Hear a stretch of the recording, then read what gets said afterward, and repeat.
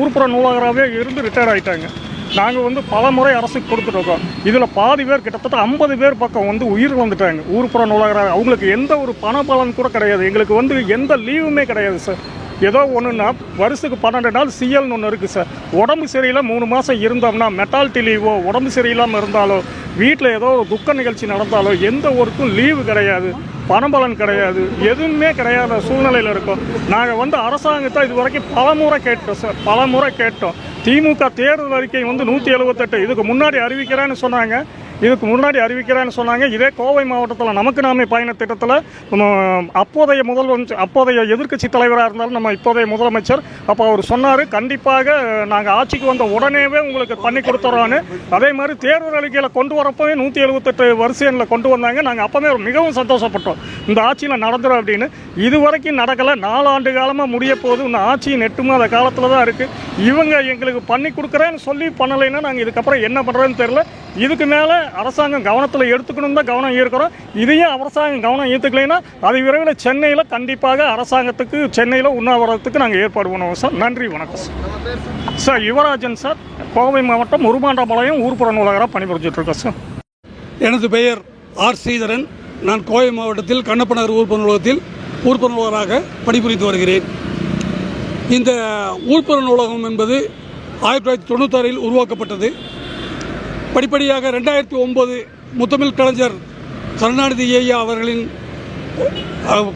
ஆட்சி காலத்தில் இது தொகுப்பூதியத்திலிருந்து சிறப்பு காலமுறை ஊதியமாக மாற்றப்பட்டது. அடுத்த ஊதிய குழுவில் இந்த சிறப்பு காலமுறை ஊதியமாக மாற்றப்படும் என்று எதிர்பார்த்தோம். அது நடக்கவில்லை.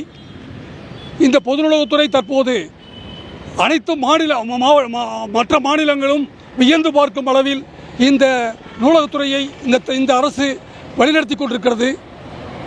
சர்வதேச அளவுக்கு இன்ஃப்ராஸ்ட்ரக்சரும் ஃபெசிலிட்டிஸும் கொடுக்கப்பட்ட இன்று நூலகத்துறை தமிழக அரசு பொது நூலகத்துறை பொறுத்தவரை அனைத்து நிலைகளிலும் தன்னிலை உயர்ந்து மிகவும் உயரிய நிலையில் காணப்படுகிறது.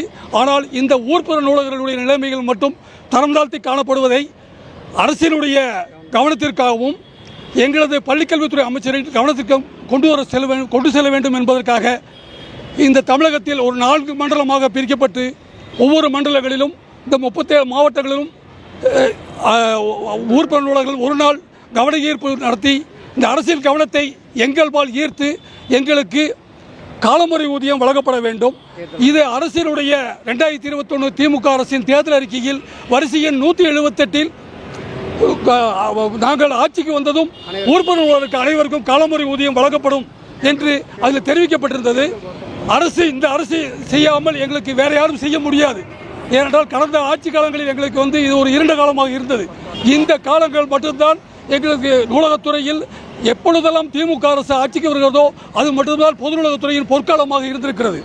அதனால் எல்லாவற்றுக்கும் ஒரு முன்னுரிமை கொடுத்து செய்யும் இந்த அரசு இந்த ஊர்ப்புற நூலகரையும் ஒரு நல்ல நிலைக்கு கொண்டு வர வேண்டும். எங்களுக்கு காலமுறை ஊதியம் வழங்கப்பட வேண்டும். மேலும் கடந்த 10 ஆண்டு காலமாக தாலுகா ஹெட் குவார்ட்டர்ஸ்களில் உள்ள நூலகங்கள் தரம் உயர்த்தப்படாமலும் நல்ல பயன்பாடுகள் அதிகம் உள்ள நூலகங்கள் தரம் உயர்த்தப்பட வேண்டும் என்பதும் விதி. அந்த விதிகளுக்கு மாறுபட்டு இந்த கடந்த 10 ஆண்டுகளாக எந்த நூலகங்களும் தரம் உயர்த்தப்படவில்லை. இந்த நூலகங்கள் தரம் உயர்த்தப்பட்டிருந்தால் தற்போது பணிபுரியும் 1600 ஊர்ப்புற நூலகர்களும் நாங்கள் 3ஆம் நூலகர்களாக ஆயிருப்போம். அந்த இது நடக்காத காரணம் அதையும் தரம் உயர்த்தி ஊர்ப்புற நூலகங்களில் செயல்பாடு மிகுந்த நூலகங்கள் அவைகளையும் தரம் உயர்த்தி உடனடியாக எங்களுக்கு காலமுறை ஊதியம் வழங்க வேண்டும். அல்லது 3ஆம் நிலை நூலகராக எங்களை தரம் உயர்த்தி செய்ய வேண்டும். மேலும் இந்த தற்போது பணிபுரியும் ஒரு 1010 சுமார் 1010 ஊர்ப்புற நூலகர்கள் 12 ஆண்டுகளுக்கு மேலாக ஒரு சொற்ப சம்பளத்தில் பணிபுரிந்து மேலும் 50 வயது கடந்து பணிபுரிந்து கொண்டிருக்கிறோம். அதனால் இந்த அரசினுடைய எங்களுக்கு தாழ்மையான வேண்டுகோள் என்னவென்றால், தாங்கள் தேர்தல் அறிக்கை நாங்கள் சொல்லாததை கேட்கவில்லை. தாங்கள் தேர்தல் அறிக்கையில் குறிப்பிட்டிருந்த இந்த வரிசை எண் 178 படி எங்களுக்கு இந்த ஊர்ப்புற நூலகர்களுக்கு காலமுறை ஊதியம் வழங்கும் வேண்டும். தரம் உயர்த்தப்பட வேண்டிய நூலகங்களை தரம் உயர்த்தப்பட வேண்டும். இது பீரியாடிக்கலாக செய்தால் தான் இந்த நூலகத்தை மட்டும் தரம் உயர்த்தி கொடுத்தால் போதும். தற்போது நூலகங்கள் நல்ல வளர்ச்சி அடைந்திருந்தாலும் நூலகர்கள் நாங்கள் வளர்ச்சி அடையாமல் மிகவும் சொற்ப சம்பளத்தில் மிகவும் கஷ்டமான சூழ்நிலையில் பணிபுரிந்து வருகிறோம். இதை அரசின் ஒரு கவனத்துக்கு கொண்டு வர வேண்டும் என்பதற்காகத்தான் இது நாங்கள் ஒரு கவன ஈர்ப்பு தீர்மானத்தை நடத்தி கொண்டிருக்கிறோம். இது அரசுக்கு முற்றிலும் அரசுக்கு எதிரானதல்ல.